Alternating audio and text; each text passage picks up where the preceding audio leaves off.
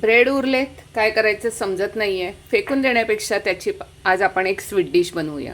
त्यासाठी लागते 1 कप साखर आणि अर्धा कप त्यात पाणी घालूया आपण आणि हे विरघळेपर्यंत थांबूया. साखर पूर्ण विरघळून होईपर्यंत आपण त्याला हलवत राहूया, म्हणजे ती लवकर डिझॉल्व होईल. आपल्याला साखरेचा पाक बनवायचा नाही आहे, आपल्याला फक्त ही साखर विरघळून घ्यायची आहे. थोडंसं चिपचिपपणा आला की आपण हा गॅस बंद करूया आणि नंतर मग मी तुम्हाला दाखवते ब्रेडपासनं बनणारा एक पदार्थ. हे उकळायला लागलेलं आहे. आता आपण ह्याच्यामध्ये घालूया 2 ते 3 थेंब लिंबाचा रस, म्हणजे त्याचे क्रिस्टलाइज होत नाही.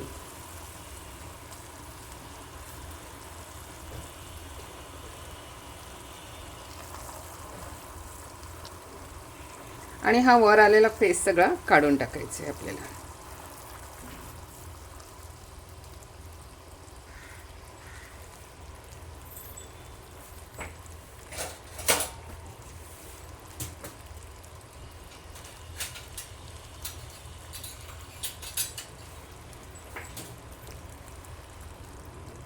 हा जो वर फेस आलाय हा आपण काढून टाकू, फेकून देऊ.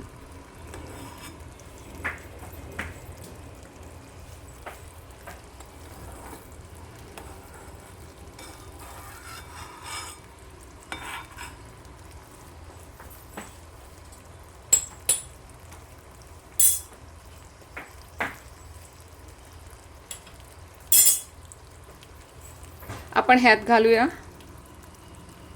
केशर पाणी. ह्याचा कलर खूप छान येतो.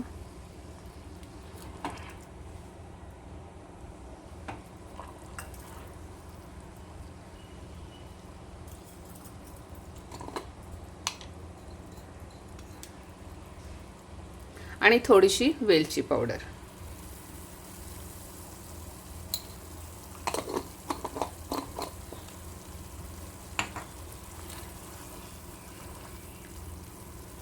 हे आपलं साखरेचं सिरप रेडी झालेलं आहे.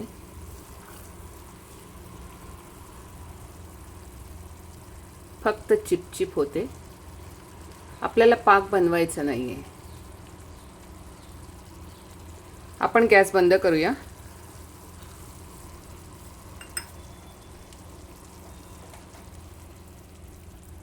आणि हे दुसरीकडे शिफ्ट करूया.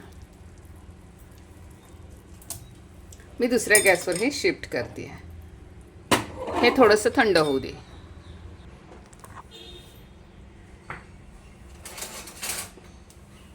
माझ्याकडे हे ब्रेड उरलेले आहेत, आपण त्यांचे सगळे कॉर्नर काढून घेऊया. मी हे 5 ब्रेड घेतलेले आहेत.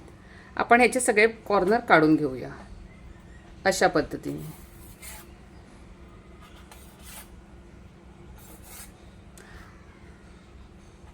म्हणजे ह्याचा व्हाईट कलरवर खूप छानसा असा गोल्डन कलर येतो आणि खूप दिसायलाही छान लागतं. आणि हे साईडचे कॉर्नर जे कडक होतात ते त्यांच्यापासूनही आपण वाचले जातो.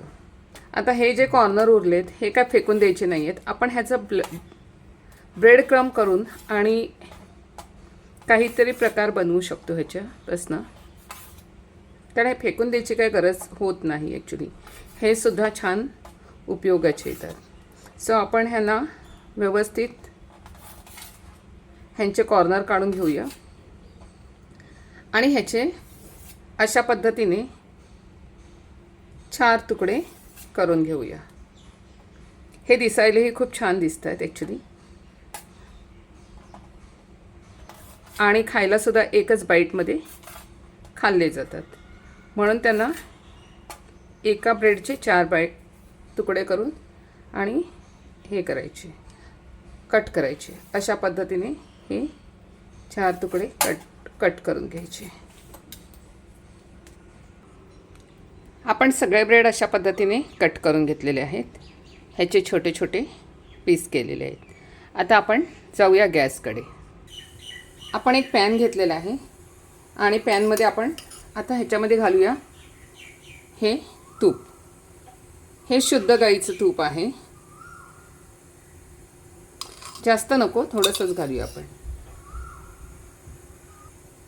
हे थोडंसं गरम झालं हलकं हलकं की आपण ह्याच्यामध्ये हे पीस टाकूया. आपण थोडं तूप गरम झालेलं असणार, मग आपण हे असे ह्याच्यामध्ये ब्रेडचे छोटे छोटे केलेले हे सगळे पीस आपण ह्याच्यामध्ये सोडूया. थोडासा गोल्डन कलर आला की आपण ह्यांची साईड चेंज करूया. आपण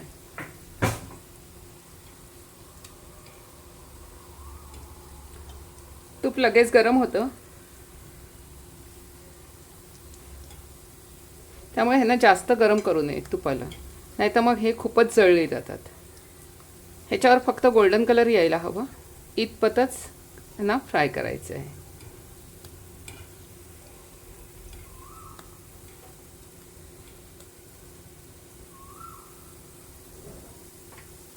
गॅस स्लोच राहू द्यायचा, नाही तर मग ते पटकन जळायला लागतात. कारण हे खूप नाजूक पद्धतीनेच ह्यांना क्रिस्पी करणं गरजेचं असतं, त्यामुळे स्लो गॅसवरच ह्यांना क्रिस्पी करून घ्यायचं. जास्त तुपाची गरज नाही आहे, थोड्याशा तुपात किंवा तेलामध्ये तुम्ही हे सगळं व्यवस्थित फ्राय करून घ्यायचं.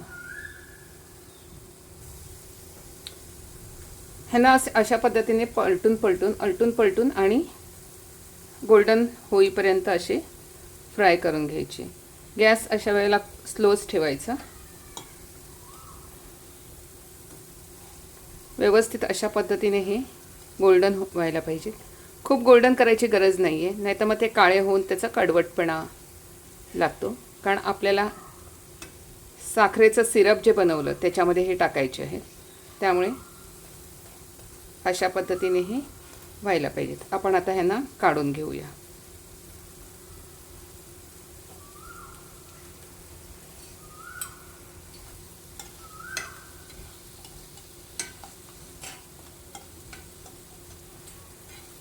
ह्यांना आपण आता काढून घेऊया.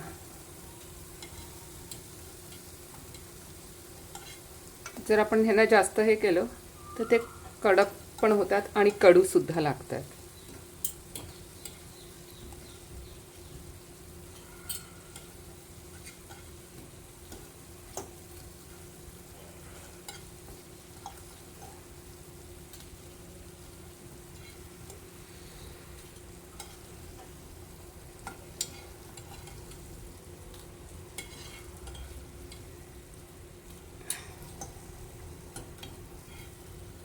अशा पद्धतीने आपण काढून घेतलं की ह्याच्यातलं ऑइल असेल ते पूर्णपणे निघून जातं. अशा पद्धतीने मी बाकीचे सुद्धा फ्राय करून घेते आणि तुम्हाला मग दाखवते. हे सेकंड बॅच टाकलेली आहे मी. अशा पद्धतीने आपली सेकंड बॅच सुद्धा झालेली आहे. सो त्यांना थोडंसं पलटी करूया आणि गॅस बंद करूया.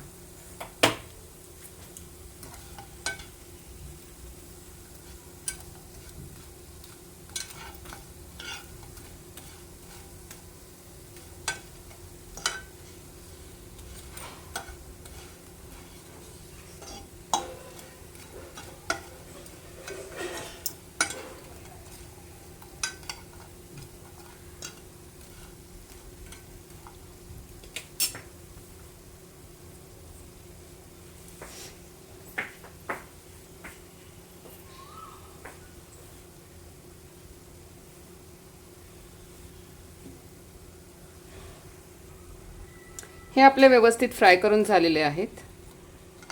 खूप छान क्रिस्पी पण झालेले आहेत. ह्याचा आवाज बघा.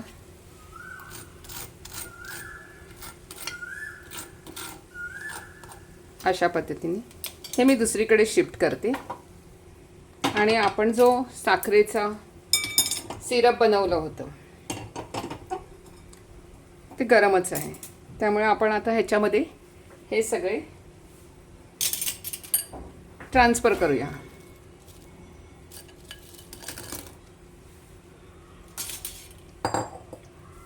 ह्याला जास्त वेळ ठेवायचं नाही आहे, पटापट ह्याच्यातनं बाहेर काढायचे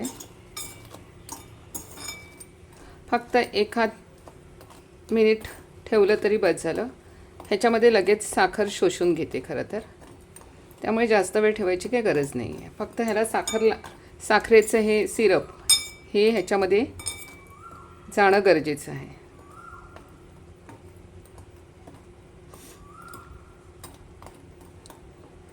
ह्याला असं एखाद मिनिट ह्याच्यामध्ये डीप करून ठेवायचं.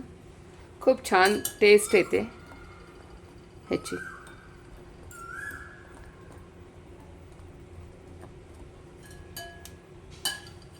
आणि आपण ह्याला आता बाहेर काढून घेऊया जाळीवर.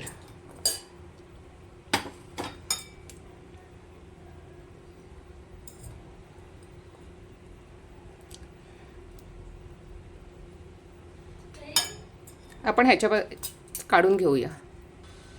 अशा पद्धतीने मी बाकी सेकंड बॅच पण टाकते आणि ह्याला आपण मिक्स करून आणि मी तुम्हाला प्लेट करून दाखवते. ह्याच्यामध्ये फक्त पाक जाणं गरजेचं असतं. हे तुम्हाला दाखवते मी झालं की.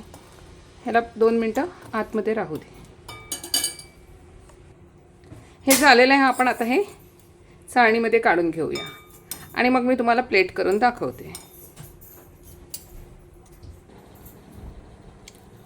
आपले स्वीट डिश रेडी झालेली आहे. हे अशा पद्धतीने तुम्ही सुद्धा एकदा बनवून बघा. कशी वाटली ती सांगा, कमेंट करा. आणि छान आपले कुठच्याही प्रकारचे उरलेले ब्रेड फेकून न देता त्याची अशी स्वीट डिश बनवून घ्या. थँक्यू. दिसायला खूप सुंदर आणि चवीलाही खूप छान. थँक्यू.